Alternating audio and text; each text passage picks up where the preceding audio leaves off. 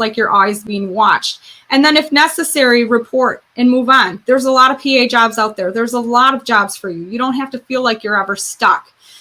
Here's some resources where you can turn to. You need to create a strong base for yourself. I really love this roadmap for new physicians from Medicare. I encourage you, if you do nothing else, look at this, because it gives you a lot of tools that you're not going to get in your education, that you never had or heard in your education. Maybe things are coming a little more now into light, but they certainly weren't there then. And then here's some further resources. If you need to contact somebody and file a case complaint, this is where you can turn to. Talk to the attorneys before you do that, or you can just read out to them. Ethics and practice, here's some resources. Those are important. I put a couple of attorneys. This is an attorney I've used out of Michigan. They also have Chicago-based practices as well.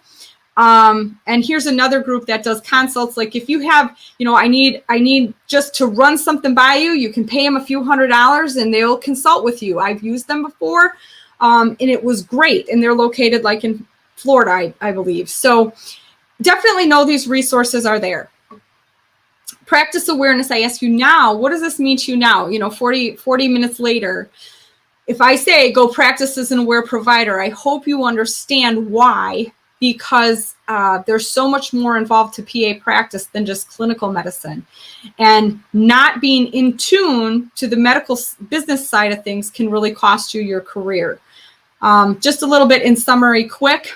If I didn't say it, I received a felony conviction back in 2013, excluded from the OIG.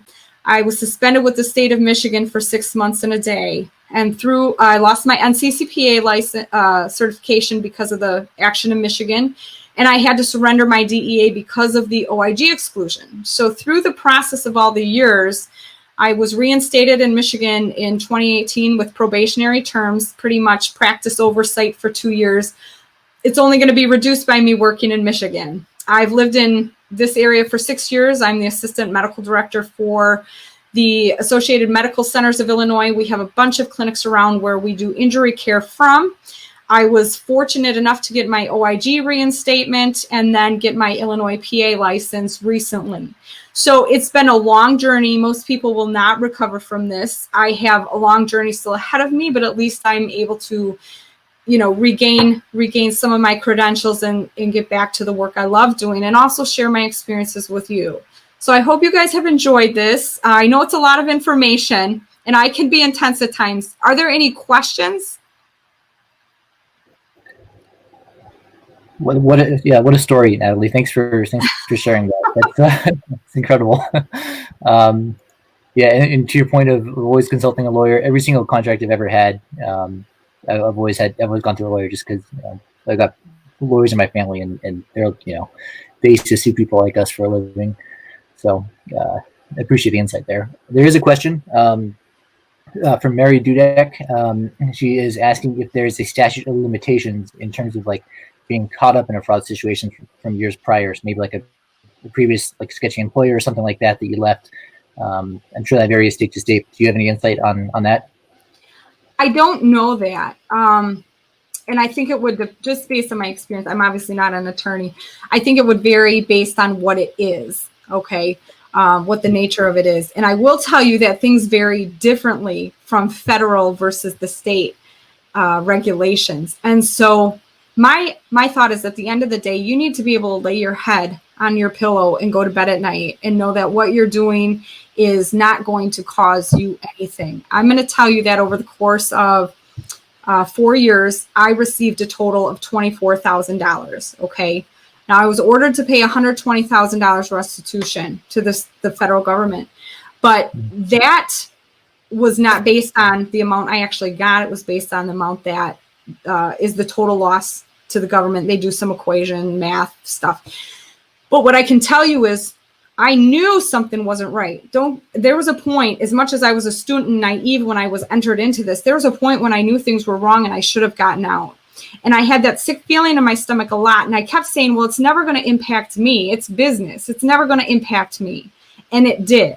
And so I wish very much for that amount of money over 4 years. That's nothing, you guys. I mean, in the scope of what we make, I wish I would have stopped, talked to an attorney, eased my mind. Even if they would have said, you know what, just go. Nothing's bothersome here, just go. I would have done it.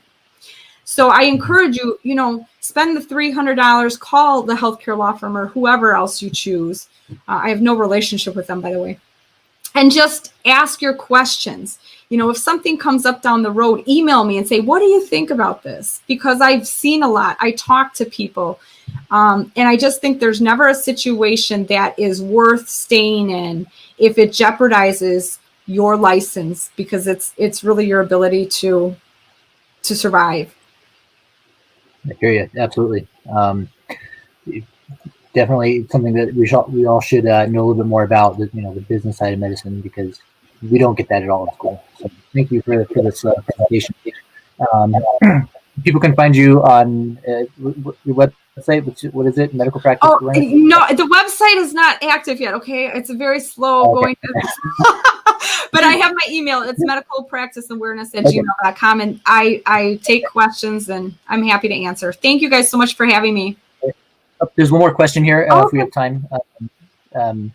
This Minnie Patakis is asking, she gets a lot of DME orders that she signs regularly for breast pumps and other OB, abdominal bands, belts, etc.